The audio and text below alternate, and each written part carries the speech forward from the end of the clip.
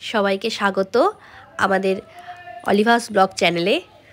আজকে নিয়ে আসছি একটা কুকিং রেসিপি নিয়ে, সেটা হচ্ছে শঙ্কর মাছ। তোমরা সবাই রান্না করো, এটা এভাবে করলে খুবই ভালো লাগে খেতে। প্রথমে শঙ্কর মাছটাকে ভালো করে ধুয়ে গরম জল দিয়ে নিয়েছি এবং লবণ দিয়ে ভালো করে চটকে চটকে মাছগুলোকে ধুয়ে নিয়েছি। তোমরা এভাবে রান্না করবে, দেখবে খেতে খুব ভালো লাগে। এরপর ম্যারিনেট করার জন্য আমি দিয়ে দেবো এর মধ্যে হলুদ এবং লবণ দিয়ে, তার সাথে একটু দেব সর্ষের তেল।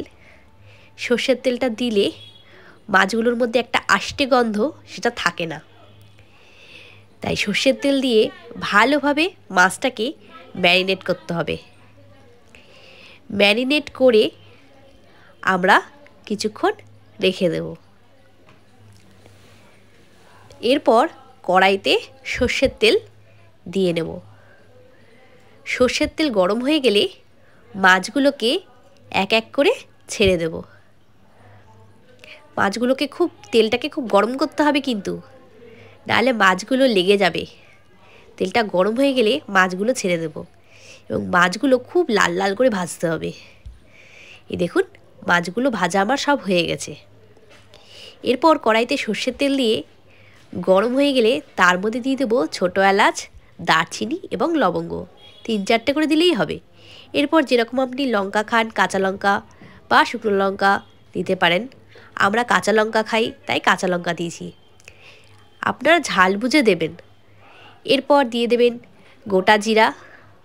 ফোড়ন হয়ে গেলে এরপর আমি কুচনো পেঁয়াজগুলো দিয়ে দেবো।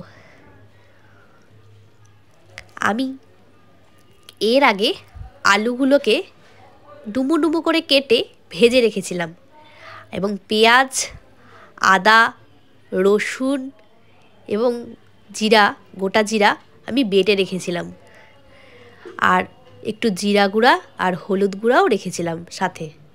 তার সাথে দিয়ে দেবেন লঙ্কার গুঁড়ো। এরপর ওই পেঁয়াজ বাটা, আদা বাটা, রসুন বাটাটা এবং জিরা বাটাটা দিয়ে দেবো এবং তার সাথে হলুদ গুঁড়া আর জিরা গুঁড়াটাও একটু জল মিশিয়ে মশলাটা আমি ওই তেলের মধ্যে ছেড়ে দেবো। এর সাথে আপনি দিয়ে দেবেন শুকনো লঙ্কার গুঁড়ো, ঝাল অনুযায়ী আপনি দেবেন। এরপর দিয়ে দেবো স্বাদ মতো লবণ। এর মধ্যে আপনি টমেটো কুচিও দিতে পারেন। আমি টমেটো কুচি দিই না, কারণ আমার বাড়িতে একটু ইউরিক অ্যাসিডের সমস্যা আছে।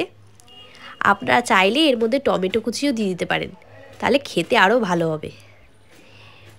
এরপর সুন্দর করে মশলাটা যখন কষে যাবে এবং তেলটা ছেড়ে যাবে মশলার থেকে, আমি ভাজা আলুগুলো এর মধ্যে দিয়ে দেবো। এভাবে খেয়ে দেখবেন একদম জমে যাবে। এরপর পুরোপুরিভাবে মশলাটা আলুর সাথে মাখা হয়ে গেলে আমি দিয়ে দেবো এর সাথে গরম জল। গরম জল দিলে এটা খেতে খুবই ভালো লাগে। গরম জল দিয়ে দেবো আলুগুলো সেদ্ধ হওয়ার জন্য এবং দিয়ে দেবো স্বাদ মতো লবণ।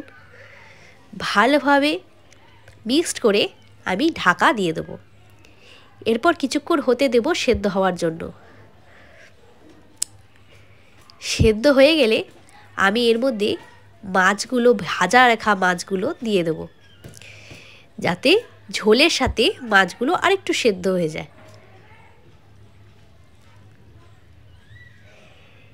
আমি পাশে ভাত করতে বসিয়ে দিয়েছি, কারণ মাছ আর ভাত খাবো, তো ভাতটা বসিয়ে দিয়েছি আমি।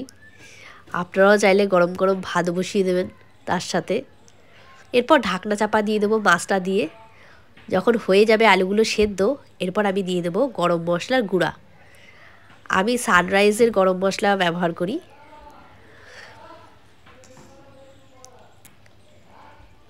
গরম মশলার গুঁড়ো দিয়ে দিলে এরপর নামিয়ে নেব।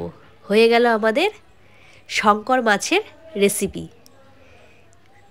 শঙ্কর মাছের ঝোলের রেসিপি। খেয়ে দেখবেন কেমন লাগে। এরপর অন্য ভিডিও নিয়ে আসবো, দেখতে থাকো। টাটা।